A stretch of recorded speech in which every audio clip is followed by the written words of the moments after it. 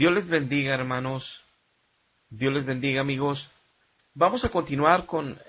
estamos estudiando la epístola de los Efesios, que el apóstol Pablo nos escribió y que nos dejó el Señor Jesucristo ahí dentro de su herencia en su palabra santa del Nuevo Testamento, esas cartas que son totalmente espirituales y que es un regalo hermoso de Dios para entender nuestra nueva vida en Cristo, entender de esa predestinación, de esos lugares celestiales que gozamos ahora en Jesucristo, de entender cómo vamos creciendo como un edificio que Dios está haciendo en nuestras vidas para alabanza y gloria de su nombre, y entender cómo es el poder de Dios que se manifiesta dentro de sus hijos, en sus hijos, para glorificar a Cristo. En este capítulo 4 que vamos a iniciar el día de hoy, vamos a ver cómo es que se pone en práctica ese poder de Dios en los creyentes. Vamos, que no es una creencia, que no es una tradición, que no es una religión, sino que es un poder sobrenatural, grandioso, que Dios, con su Espíritu Santo, hace posible en cada vida de cada creyente, donde las obras de este creyente dan el fruto debido para la gloria de Cristo. Y de esto nos va a hablar este cuarto, con obviamente mucha doctrina alrededor de esto de que se manifieste ya la vida de Dios en sus hijos, y no solo seguir sacramentos o tradiciones religiosas cristianas de mentira, sino el poder de Dios conforme su evangelio verdadero en la vida que estamos ya en Cristo, dando el fruto debido para la gloria de Dios y para bendición nuestra. En el versículo 1 del capítulo 4 de Efesios dice lo siguiente Pablo: Yo pues, preso en el Señor, os ruego que andéis como es digno de la vocación con que fuiste llamados. Verso 2: Con toda humildad y mansedumbre, soportándoos con paciencia los unos a los otros en amor. Verso 3: Solícitos en guardar la unidad del Espíritu Santo en el vínculo de la paz. Versículo 4: Un cuerpo y un espíritu, como fuiste también llamados en una misma esperanza de vuestra vocación, un Señor, una fe, un bautismo, un Dios y Padre de todos, el cual es sobre todos y por todos y en todos. Ok, los primeros seis versículos de esta epístola en el capítulo 4, nos empieza a aclarar el apóstol Pablo, y bueno, nos ratifica lo que ya nos decía en el capítulo 3, que él es prisionero en el Señor, que él es prisionero por el amor de Cristo en Jesucristo, que él nos ratifica que todas las cosas que él está sufriendo y padeciendo y viviendo como adversidad en ese momento de su ministerio, y en ese momento que escribe la carta en una prisión, él dice que es preso, pero le aclara a la iglesia que es preso en Cristo. O sea, que nada puede el mundo contra él, ni los gobiernos del mundo contra él, ni las acciones que Satanás haga en contra de él moviendo gente del mundo, ni las circunstancias en contra para tratar de callarle, de detenerle, de hacerlo sufrir, de incluso privarlo de la libertad momentánea, como fue en ese momento su libertad física, porque él decía que era prisionero del Señor y con eso ya era libre en su espíritu. Entonces él no se sentía prisionero porque él gozaba del poder de Dios en su vida y entendía de su propósito en su vocación, de su llamado como apóstol y misionero, evangelista, y entendía, y entonces nos deja aquí otra vez, como lo mencionamos en el capítulo 3, cuando se refiere a esto mismo, que nosotros todos los cristianos tenemos que llegar a este nivel de crecimiento espiritual y de amor por Dios, llenos del Espíritu Santo, para entender que toda la adversidad que vivimos por proclamar el Evangelio con nuestras vidas primero y con nuestras bocas después, viviendo una vida conforme a Dios agrada, conforme el Evangelio lo establece, que también empezamos a ver en este mismo capítulo la práctica de esa vida, que ahorita continuaremos en los versos para ir entendiendo más esa nueva vida en Cristo y esa vida con el poder de Cristo en los creyentes. Entonces, esa actitud debemos de tomar todos, de dominio propio, de valor y de amor. Muy bien. Pero dice, Pablo, aun y que él era un ministro con una jerarquía superior en la iglesia, de respeto, de honra y de autoridad, él se conduce como todo verdadero hijo humilde de Dios, siervo de Dios, y les dice, les ruego, o sea, pide como una súplica a la iglesia, obviamente diciendo que su condición es estar en una prisión en el Señor, estar guardado de su libertad física,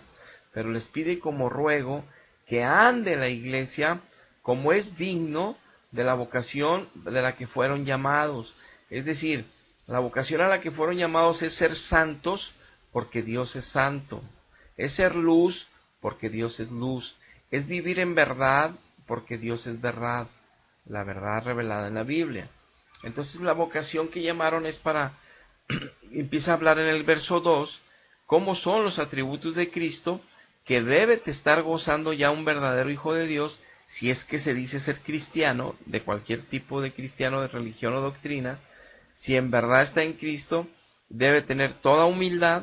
y toda mansedumbre, que son atributos de Cristo que el Espíritu Santo pone ya en el creyente, donde puedan soportarse con paciencia de Cristo, no nuestra, una paciencia que es un fruto del Espíritu Santo, donde lo dice Gálatas 5:22,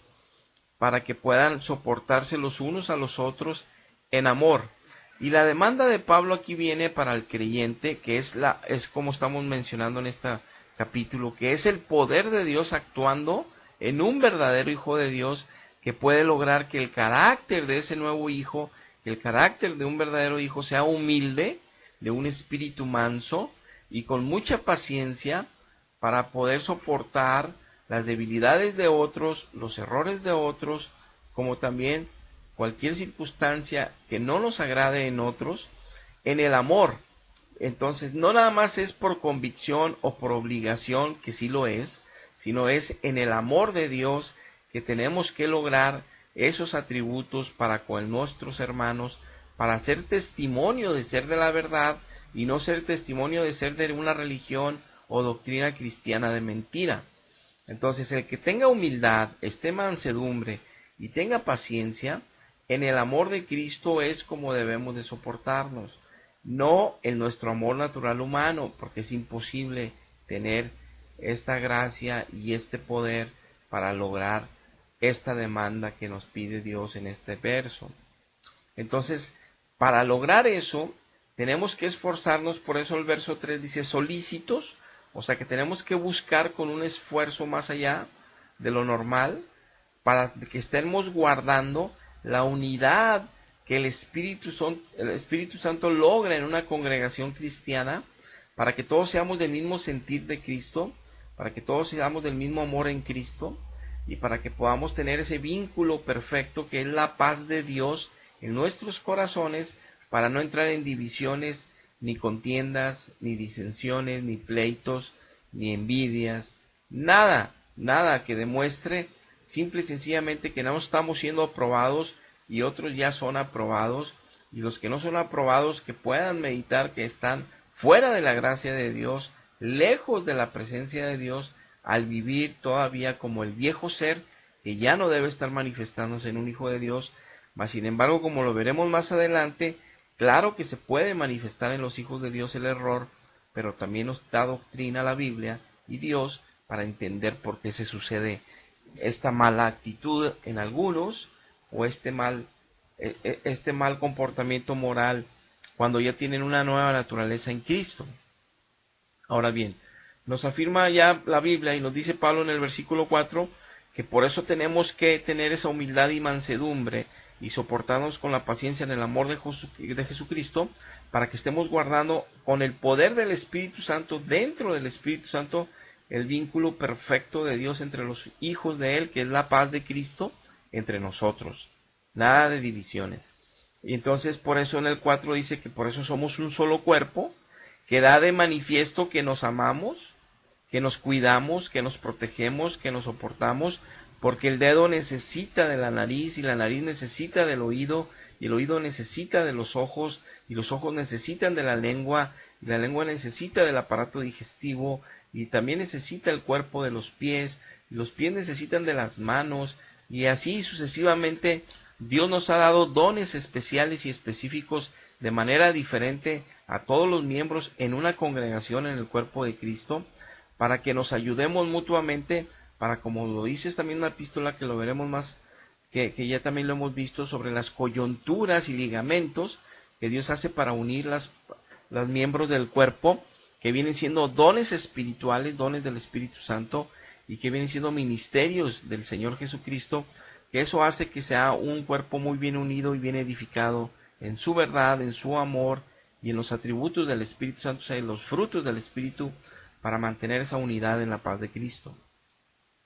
Entonces dice que ese es nuestro llamado, como también se nos llamó a una esperanza de vida eterna, al nosotros estar cumpliendo la vocación de santidad, la vocación de verdad, la vocación de luz, la vocación de amor y paz que debemos tener, manifestándose primero en nuestra congregación.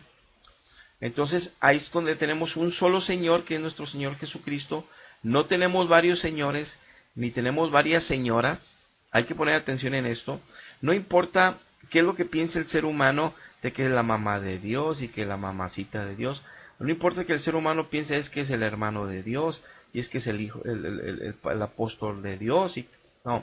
nos dejaron bien claro los apóstoles y Cristo desde Isaías 8:2, que nos dice que nada más de Jerusalén saldría la palabra de Dios, y nos confirmó Cristo que nada más le llamó a sus apóstoles para que escribieran el Nuevo Testamento, y que dejó a Pablo, lo tumbó el caballo para que nos dejó. No es lo que nos está revelando en esta epístola Pablo, que él fue escogido de los más pequeños de los santos para recibir la revelación de todas las inescrutables riquezas de Cristo para gloria de los gentiles que iban a ser llamados y aquellos que iban a obedecer el llamado, a atender el llamado de Dios.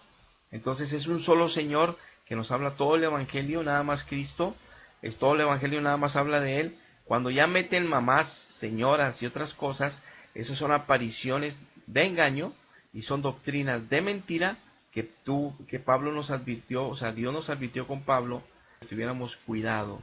de esas mentiras. Por eso nada más es una sola fe en Jesucristo. Los que tienen fe además de Jesucristo en otros seres que ya murieron, que ya no están entre nosotros, es una doctrina diferente, es un evangelio diferente, no van a poder crecer en los misterios de Cristo, no van a poder gozar de este poder para vivir, y el fruto viene siendo así.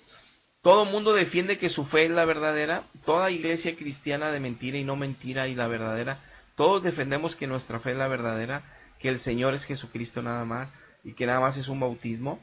pero es porque repetimos estos versos. Pero no es de repetir los versos los que nos hace vivir o estar en la verdad o en los lugares celestiales en Cristo, y que, como dice el verso 6 aquí, que solo hay un Dios por todos, sobre todos, en todos. No es que yo repita estos textos y diga que mi iglesia cristiana es la verdadera, porque está desde el siglo I lo que la hace verdadera. Lo que la hace verdadera es que en la congregación se muestre este fruto,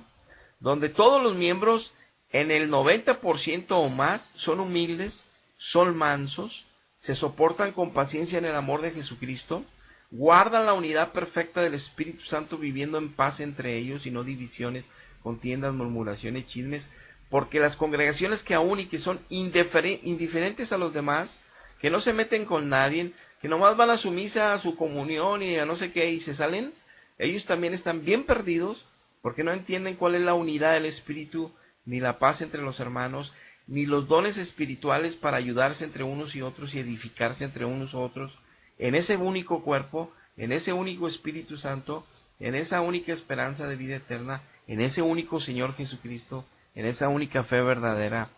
en ese único bautismo del cual participaron al ser sumergidos y sepultados en el agua completamente, para con forma de figura dejar al viejo ser debajo del agua. Entonces entendemos que las congregaciones que están llenas de chismes, divisiones, contiendas, pleitos, envidias, donde cada quien ni se conocen entre ellos, llegan y cada quien se va, y los únicos que se conocen son los vecinos, pero que toda la congregación no ha crecido en la unidad, en la comunión, en el conocerse, en ser un cuerpo superedificado por el Espíritu, en paz, lleno de bendición, soportándose con la paciencia, llenos de humildad, mansedumbre, es porque no son parte del cuerpo de Cristo. Es porque no está ahí el poder de Dios, que es lo que está hablando este capítulo 4, del poder de Dios ya puesto en práctica. que nos habló también todo el capítulo 3. Entonces tenemos que poner atención si estamos en la verdad, si la doctrina en la que estamos es la verdadera, o si estoy siguiendo nada más dogmas falsos y sacramentos falsos, que no, a pesar de que tomo Eucaristías, y que a pesar de que me confieso, sigo peleándome entre los hermanos, sigo envidiándolos, me sigue cayendo mal algunos de los que van ahí a la congregación. Ahora, con esto no quiero excluir que también esto está escrito para la verdadera iglesia, y que por lo tanto, el que no esté en esta norma de los cristianos evangélicos es porque todavía no se ha convertido a Cristo, o es porque todavía no ha caminado fielmente en Cristo, llenándose del poder de Dios en la oración todos los días, como lo veremos ahorita adelante, y por lo tanto es un cristiano tibio, de esos que en el libro de Apocalipsis dice Dios que Él los vomita a la mitad de la peregrinación, que se cansa de traerlos dentro del cuerpo, porque la cabeza es Cristo y el cuerpo es de Dios, que es su iglesia, que después de tanto que amonesta a esos cristianos tibios, que no quieren orar, que no quieren leer la Biblia, que parecen más mundanos y paganos que verdaderos hijos de la luz, que también sucede, como lo veremos más adelante, dice la Biblia que Dios los vomita de su cuerpo, los expulsa de su cuerpo, y sabemos bien que Dios, siendo santo, puro y bueno, Él jamás va a volver a comerse a un hijo que ya vomitó. O sea, nadie, ni siquiera los animales, aunque sí hay algunos que se comen sus propios vómitos. Hablando de un Dios en figura, de un Dios hermoso, lleno de santidad, Él jamás va a volver a introducir a su cuerpo a alguien que ya expulsó porque le estaba causando mucho daño a todos los miembros de ese cuerpo. Estaba lastimando la salud del cuerpo. En los que son cancerosos, infecciosos, Dios los expulsa, los vomita. Muy bien. Entonces entramos al versículo 7 y nos dice el mismo epístola de Efesios desde el 7 al 10, veremos en este siguiente segmento, nos dice que a cada uno de los hijos de Dios le ha dado Dios la gracia conforme a la medida del don de Cristo. Vamos, nos confirma Pablo que Dios a cada uno de sus hijos le reparte, como también lo dice la epístola de Corintios, dones y ministerios. Muy bien. Pero nos aclara aquí que todos reciben talentos de Dios especiales y específicos, precisamente para mantener esa ayuda idónea. Vamos, la mano tiene por su estructura física, por sus ligamentos y por la conjunción del metacarpo, el carpo y metacarpo y los dedos, que son las falanges, las falangenas y las falangetas, o sea, todas las piezas que lleva de esqueleto la mano, pero los ligamentos y tendones hace funciones tan especiales y específicas como una herramienta vital para el ser humano. Igual así, Dios da dones tan especiales, espirituales y específicos de gracia de Cristo, a la medida de Cristo. O sea, una medida gloriosa, poderosa, en la cual Dios dio testimonio cuando anduvo aquí en la tierra Cristo. De esa medida dice que Él nos da, conforme a esa medida, a cada uno, conforme obviamente el don que Él nos da, o los dones que Él nos da, para gloria del nombre de Cristo, pero para bendición de nosotros como en lo individual, como en lo congregacional, como cuerpo. Es decir, uno es levita y canta alabanzas, tiene salmo, tiene cántico nuevo, tiene esa gracia y dones de Dios. Dios le da don de sabiduría, le da don de ciencia, para entender los misterios de la alabanza, los misterios del cántico hacia Dios. Entonces Dios les da aparte a lo mejor don de palabra y pueden ellos exponer temas, pláticas, conferencias, predicaciones para la gloria de Dios, para edificación del cuerpo. Igual asimismo hay pastores, hay esto. Igual en toda la congregación está el don de ayudas, está el don de intercesión, está el don de sabiduría. En todos Dios reparte el don de misericordia, dones de sanidad, muchos dones que ahorita no vamos a tocar todo el tema de los dones, para que podamos estar unidos unos con otros. Pero entonces nos confirma aquí que el estar en la verdad y lograr esa unidad en la iglesia en los primeros 6 versos, como lo mencionó, que la vocación a la que fuimos llamados, nos confirma que es porque Dios nos ha dado poder, nos ha dado dones, capacidades, para que se manifieste esa unidad, pero para que se manifieste la gloria de Dios en una congregación, con poder. O sea, es más allá que una religiosidad, o que un ritual de misas, o que un ritual de cultos. sino que hay poder ahí donde cada uno de ellos manifiestan dones del Espíritu Santo que glorifican al Dios vivo y altísimo y que confirman que es una congregación de la verdad y de Cristo está habitando ahí en medio de ellos y no es una religión de mentiras, que cada quien siente espíritus que se mueven, pero no tienen ningún don que edifique a los demás y al contrario, causan divisiones y contiendas. Por eso ya en el versículo 8 nos dice esta epístola, en este capítulo, por lo cual dice que subiendo a lo alto, llevó cautiva la cautividad y dio dones a los hombres. Y eso de que subió es que sino que también había descendido primero a las partes más bajas de la tierra, y el que descendió es el mismo que también subió por encima de todos los cielos para llenarlo todo. Dice Pablo que obviamente como Dios nos ha dado dones, esto fue posible, dice Pablo, porque Él al morir en la cruz abrió los cielos, abrió la gloria del Padre, para poder el Padre dar de toda dádiva y don perfecto de lo alto a sus hijos ya en la tierra, cuando ya estaban llenos de Jesucristo, limpiados por la sangre de Cristo, llenos de su Espíritu. Entonces ya Dios les regaló dones a los hombres gracias a lo que consiguió Cristo en la cruz. Entonces dice que Cristo, en su situación de haber muerto en una cruz y en el Espíritu divino, en el Espíritu de Cristo, en su Espíritu divino, descendió. Él dio dones a los hombres, pero descendió a lo más profundo de la tierra, que ahorita veremos esta doctrina un poco. Porque Él tuvo que descender, porque Él fue a arrebatar las llaves del Hades, las llaves de la muerte, que las tenía en su posesión el diablo, como nos dice la misma Biblia, que Él era el que poseía este dominio sobre la muerte, pero ahora Cristo ve sobre ese dominio, sobre la muerte, sobre el pecado y la muerte, al vencerlo en esa cruz el pecado, al vencer la muerte en su resurrección. Entonces fue y quitó al que tenía el poder, que él tenía el derecho legal, se lo arrancó Cristo de sus manos, que es al mismo diablo, y entonces él mismo se llevó la cautividad. Los que estaban en el seno de Abraham, lo dicen los evangelios, que se empezaban a abrir tumbas de los santos a salir,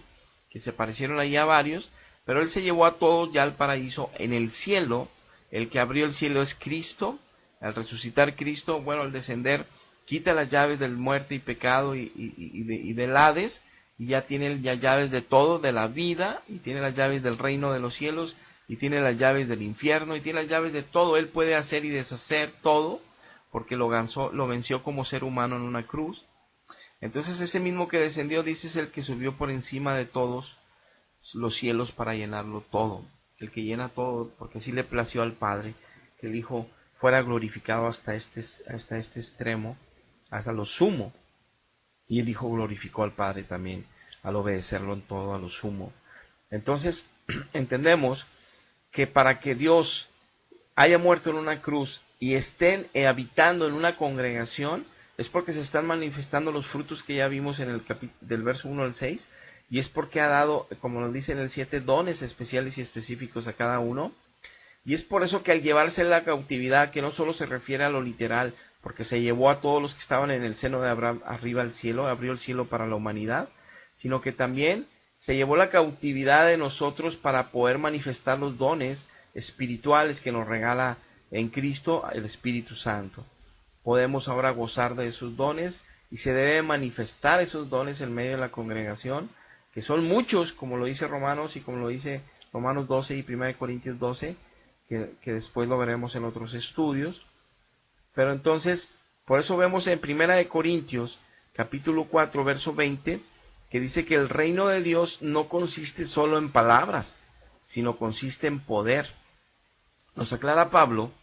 que el hecho de que él hable la Biblia, no la habla solamente por hablar, sino, o palabra que está escrita en el Antiguo Testamento como en el Nuevo, sino que es palabra que la está respaldando el Espíritu de Dios con poder sobrenatural para que cause vida, para que genere vida abundante en aquellos que es puesta en el espíritu de ellos. Esa obra hace Dios en sus verdaderos hijos, y por eso entendemos de los dones, entendemos de los atributos de Cristo que Dios está colocando en nosotros para ponerlos por práctica. Por eso lo buscamos en espíritu y en verdad para llenarnos de Él. Por eso en 1 de Tesalonicenses capítulo 1 verso 5 nos sigue diciendo Pablo: el evangelio nuestro no ha llegado a ustedes con palabras solamente, sino también en el poder, en el Espíritu Santo, para que tengan esa plena certidumbre de que es verdad. Por eso, entonces, aquí nos sigue confirmando Pablo que las cosas que hace Dios es por su poder, que debe estar manifiesto en el fruto de sus verdaderos hijos. Los que están en falsas religiones cristianas, aunque sea la más grande del mundo y que viene del primer siglo, son dogmas de mentira, que a través de los sacramentos comen vida de Dios y sus vidas no dejan de pecar, no están en la unidad perfecta del vínculo de la paz del Espíritu, no son mansos, no son humildes, hay contiendas, divisiones, como también sucede, lo aclaro para aquellos que no se sientan ofendidos por estar aún en esa doctrina, también sucede entre los evangélicos que no han querido caminar con Cristo, que no han querido tomarse de la mano del Espíritu Santo y que quieren seguir en el pecado. También sucede con evangélicos, pero por eso Dios les aclara que los va a vomitar y que primero va a quemar a los de su reino que sirvieron de tropiezo. Los va a quemar primero, o sea, los va a poner, los va a exhibir, los va a destruir con una condenación mayor a los que conocieron la verdad y afrentaron al Espíritu de gracia, como dice el Hebreos, y que pisotearon la sangre de Cristo. No les interesó ser salvos, les interesó andar con el diablo después de haber conocido al Dios vivo. Eso es terrible. Entonces, 1 Corintios 4:19 dice, iré pronto a ustedes, si el Señor quiere, y conoceré, dice Pablo, no las palabras que ustedes están hablando, diciendo o asegurando, sino conoceré el poder de los que andan envanecidos. Nos muestra Pablo que las actitudes malas como las actitudes correctas dependen de poder, no solo de las palabras. Vamos, es por eso que dice Proverbios 2:6 que con los dichos de la boca podemos enlazar nuestra alma, que tenemos que cuidar lo que sale con nuestra lengua, porque podemos generar vida para nosotros y para los demás, y podemos generar muerte espiritual para nosotros y para los demás, y muerte física a la larga, porque la muerte espiritual genera una serie de problemas también físicos de salud, que al final pueden terminar con la vida de alguien, entonces la vida natural. Entonces es importante entender que las palabras, vamos, no son en sí mismas poderosas, sino el poder que las está operando las palabras, ya sean las del Espíritu Santo con el Evangelio de la verdad, para que edifique nuestras vidas en bendición y crecimiento para la gloria de Dios y bendición nuestra, o ya sea las palabras que no edifiquen y destruyen, que provienen del enemigo, con poder del enemigo. Por eso conoceré el poder de los que andan envanecidos, obviamente guiados, como lo veíamos, que a los hijos de la desobediencia aún son guiados, como lo veíamos en el video anterior, por el espíritu del diablo, el espíritu obviamente satánico. No es el Espíritu Santo los que andan en rebeldía guiándolos, o sea, el Espíritu Santo no son obras de él, un verdadero hijo. Por eso hay que darnos cuenta si estamos en la verdad, si estamos conociendo la verdad como está explicada en la Biblia por el Espíritu de Dios, o si nos estamos engañando en falsas religiones. Y aún estando en una evangélica de verdad, si nos estamos engañando con nuestras propias opiniones de cómo se interpretar el Evangelio, porque entendamos esto, cada hijo de Dios puede entender el Evangelio por el Espíritu Santo, cada uno en lo individual, pero cada uno en lo individual que esté en pecado, aunque sea hijo de Dios, no lo va a entender y lo va a cambiar el significado correcto de esa revelación y de ese entendimiento del significado de la verdad de Cristo. Es como lo dice en la segunda epístola de Pedro, en el capítulo 3, que Pedro nos aclara que Pablo escribió epístolas muy importantes, llenas de sabiduría, que estamos estudiando ahorita Efesios, una de ellas, y dice que los inconstantes que no oran las tuercen, y que los que son indoctos las tuercen también para su propia perdición. Entonces los que no leen y no oran, pues están en pecado continuamente, todavía débiles por su viejo ser, caminando como la vida anterior, aunque hayan conocido a Cristo, no pueden estar en el vínculo de la paz en la congregación, siguen creando divisiones y contiendas, aunque sean evangélicos. Dios más tarde que temprano, porque obviamente Él tiene misericordia y un tiempo para ellos, para que se conviertan de verdad, para que renuncien ya a su pecado y vivan la vida de Cristo en verdad y sean testimonio verdadero, si no los vomita de su cuerpo. Entonces, por eso sabemos que el poder no solamente se trata de palabras. Entonces, si estás en una congregación donde el poder de Dios no te está haciendo santo, por más panes que te dicen que ahí está metido Dios, o por más monumentos y estatuas, imágenes que dicen que ahí está Dios presente, y tu vida sigue siendo llena de pecado con tus imágenes en casa llena de veladoras, o si tú eres evangélico y tienes la Biblia y te apoyas que eres de la verdad, y sigues lleno de estos contiendas, pleitos, divisiones, y no tienes un espíritu manso, humilde, humillado delante de Dios y de los demás, sabiendo que fuiste rescatado de tu manera mala de vivir, entonces estás sin el poder de Dios, sin esperanza, tanto unos como otros. Por eso el Mateo 16, 19, en eso de que Él descendió para arrebatar las llaves del Hades y las llaves de la muerte, porque venció la cruz, todo, el pecado y la muerte, y en la resurrección sale ya victorioso Cristo. Entonces por eso Cristo le decía a Pedro, como figura Pedro de la iglesia, no de papa, de ninguna manera, sino como figura de la iglesia, que también en el capítulo 18 de Mateo le dice a toda la iglesia que les da las llaves del reino de los cielos para que aten y desaten, no nada más a Pedro, pero en este momento a Pedro le da como figura, a ti te daré las llaves del reino de los cielos, y todo lo que atares en la tierra será atado en los cielos, y todo lo que desatares en la tierra será desatado en los cielos. Y se lo dijo Pedro porque Pedro fue el primero que evangelizó después de que hubo el Pentecostés y la lluvia del Espíritu Santo en los discípulos que estaban orando, y que vino el Pentecostés, o sea que el Espíritu descendió por primera vez para quedarse para siempre en la iglesia hasta que Cristo vuelva en su segunda venida.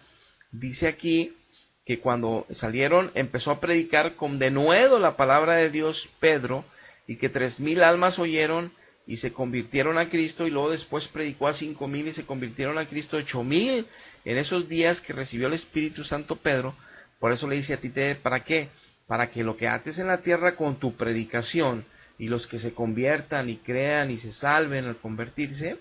y sean bautizados, bueno, sean atados también en el cielo. Pero sabemos bien que muchos de los apóstoles anduvieron predicando, mismo Pablo en muchas ciudades a los gentiles, y hacían lo mismo, porque no era una función de Pedro, era una función de toda la iglesia. Sabemos mismo que Felipe lo hizo también en lugares de Asia, esta predicación como evangelista, y sabemos bien que a través de los siglos habemos muchos hijos que predicamos en los camiones, predicamos en las plazas, predicamos en estadios, predicamos en lugares, y se convierten muchos, porque el que hace la obra de conversión es Dios, el que los convence de su pecado es el Espíritu Santo, como lo hemos visto y lo dice el libro de Hechos, que así lo dijo Cristo, y así la verdad. Entonces Dios hace su obra de conversión a la gente. Vamos, se sigue cumpliendo la misma palabra que lo que sucedió con Pedro, pero en toda la iglesia, en todos sus hijos, donde andamos predicando y haciendo discípulos en todas las naciones. Es decir, hacer un discípulo no nada más es de que se convierta a Cristo, es enseñarle los rudimientos de perdido iniciales de la doctrina, discipularlos, y luego y ahora sí,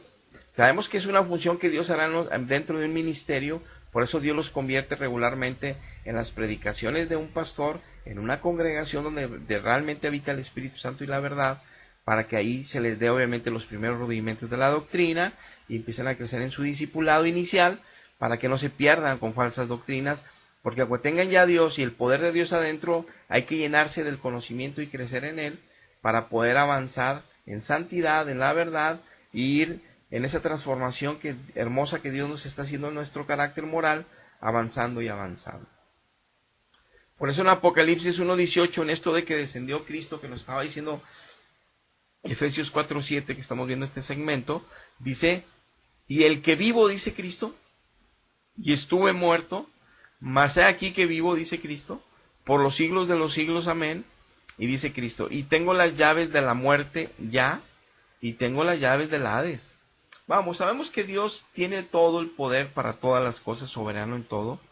pero aquí Cristo está diciendo, yo fui el que descendió como hombre, yo fui el que murió en una cruz por ustedes, yo soy el mismo que anduve en carne 33 años para llevarlos a ustedes a la gloria, para traer la cautividad del seno de Abraham acá, y la cautividad de todos los que están y que me reciban, me los voy a traer conmigo acá al cielo. Entonces, pero también yo tengo las llaves de la muerte, del infierno y de todo, porque vencí a Satanás, vencí al pecado, vencí todo a favor de la humanidad, a favor nuestro. Entonces tenemos que estar en él, manifestar los frutos de vida en él, entendiendo que Él tiene la autoridad y el poder por sobre todas las cosas. Ahora, en Hebreos 2:14 dice, así que por cuanto los hijos participaron de la carne y de la sangre, Cristo también participó de lo mismo, de carne y sangre se hizo hombre, para destruir, que es lo que estaba yo mencionando ahorita, por medio de la muerte, al que tenía el imperio de la muerte, al diablo. Entonces fue al diablo, le dio unas patadas allá abajo y le arrancó las llaves de la muerte y le arrancó las llaves del infierno. Todo lo tiene ya Cristo como ser humano, como su muerte, como ser humano glorioso. Fue y venció al diablo. No pudo lograr el diablo hacerlo pecar en 33 años, por más que lo tentó. Nunca pudo contra él, y él como ser humano. Glorioso. Y él venció todo, entonces tiene él las llaves del reino de los cielos, las llaves de la muerte, las llaves del infierno. Todo lo tiene Cristo. Es por eso que el que está en Cristo tiene que vivir conforme a la naturaleza del Espíritu Santo que mora ahora en nosotros, en humildad, en mansedumbre, en el vínculo perfecto de la paz por el Espíritu Santo, soportándonos con la paciencia de Cristo y no la nuestra, dando fruto de ser de una congregación de la verdad. Y todavía en 1 de Pedro 3:18 dice, porque también Cristo padeció una sola vez por los pecados, el justo por los injustos, para llevarnos a Dios, siendo a la verdad muerto en la carne, pero vivificado en espíritu, en el cual también, o sea, en el espíritu, fue y predicó a los espíritus encarcelados allá abajo, los que en otro tiempo desobedecieron, cuando una vez esperaba la paciencia de Dios en los días de Noé, mientras se preparaba el arca, en la cual pocas personas, es decir, 8, fueron salvadas por agua. Dice Pedro, dentro de los misterios que hay en el Evangelio, que hay muchos muy profundos y de los cuales no hay una revelación precisa, pero nos da a entender Pedro algo que sí es doctrinal y que debemos de entender, que Él descendió a las profundidades de la tierra, nos lo dijo Efesios, pero Él descendió para arrancar las llaves, como dice aquí, de la muerte y de la Apocalipsis, y por eso Él tiene la preeminencia sobre todo para llenar los cielos, los infiernos y todo, y tener el poder y la soberanía sobre todo. Entonces nos dice que estamos en Cristo, gozando de lugares espirituales por todos lados. Esta epístola de Efesios nos dice, donde Él nos ha compartido de ese lugar de gloria al estar en Él, sentado en lugares celestiales, es decir, recibiendo un poder sobrenatural de Cristo, porque Él tiene poder sobre la muerte espiritual ya nunca debe de llegar en un verdadero creyente, es decir, jamás debe de volver a pecar para muerte. Con esto no estoy diciendo que no lo hagan, claro que hay quienes les encanta el pecado y se mueren en el espíritu y también se mueren en lo físico, lamentablemente se van al infierno aunque hayan conocido la verdad, también los hay, pero también tiene las llaves del infierno. Entonces Dios nos comparte de su gloria en los lugares celestiales en Cristo, para que nos demos cuenta que no debemos de tener temor a la muerte, no debemos de tener temor al infierno, no debemos de tener temor a nada del pecado, porque ya no reina en nosotros el pecado, mora en nuestra carne. Si nosotros nos descuidamos y nos apartamos de Cristo, dejamos de recibir ese poder, dejamos de dejar manifiesto que estamos en lugares celestiales en Él, entonces sí debemos de tener temor a la muerte y debemos de tener temor al infierno, porque vamos para allá donde no se manifiesta la gloria de Dios en nosotros, viviendo en santidad, mostrando como en estos primeros versículos del capítulo 4, la unidad en una congregación, donde los dones espirituales que Dios nos ha regalado cada uno en lo particular se usan para glorificar a Cristo, al medio de amarnos con el amor de Cristo en santidad, en el temor de Jehová, para ayudarnos unos y otros, para crecer como congregación bien unida en la paz de Dios, no en nuestra paz, en la paz de Dios, en la paciencia de Cristo, no en nuestra paciencia, con la humildad y la mansedumbre de Cristo, no la nuestra, es decir, con los atributos de Dios en un verdadero hijo, para que así todos los hijos sean un cuerpo muy unido, muy lleno de paz, que en Juan 17 dice Dios que por la unidad de su iglesia, por el amor en su iglesia, por eso sería testimonio de que Dios sí vino, que estuvo en carne y que murió en una cruz por la humanidad. Sería el testimonio de la unidad. Por eso las congregaciones que ni se conocen, que ni hay esa unidad, que ni están organizados para usar todos los dones, no son testimonio, ni siquiera de inicio para decir que están en la verdad. están en religiones de mentira. Y les repito, los creyentes que vivan así también están confiando equivocadamente que son salvos por ser evangélicos. Eso no es testimonio de estar en la salvación ni de que están en la verdad. Es por eso que también vemos en 1 de Pedro 4:11, si alguno habla, hable conforme a las palabras de Dios. Hay que hablar solo la Biblia. Si alguno ministra, ministre conforme al poder que Dios da. O sea, todos los hermanos gozamos del poder de Dios para hablar y comunicarnos, para usar los dones en beneficio de toda la iglesia y los hermanos. Para gloria de Dios sí, pero para bendición nuestra. Dice, para que en todo sea glorificado Dios por Jesucristo, que Él es el que está haciendo la obra Cristo, a quien pertenece la gloria y el imperio por los siglos de los siglos. Amén. Gloria a Dios por todo esto, porque Dios nos está aclarando aquí cómo es un verdadero creyente, y cómo es una verdadera congregación, y cómo es la verdad del poder manifiesta en práctica de aquellos que decimos estar ya en la verdad. Si no, nos estamos engañando nosotros solos, y estamos o tal vez toda la congregación en la falsa doctrina, con dogmas de fe de mentira. Muy bien, hasta aquí vamos a dejar este estudio por tiempo. Ya continuaremos en el versículo 11 de este capítulo en el siguiente video. Dios les bendiga, hermanos. Dios les bendiga, amigos. Hasta la próxima.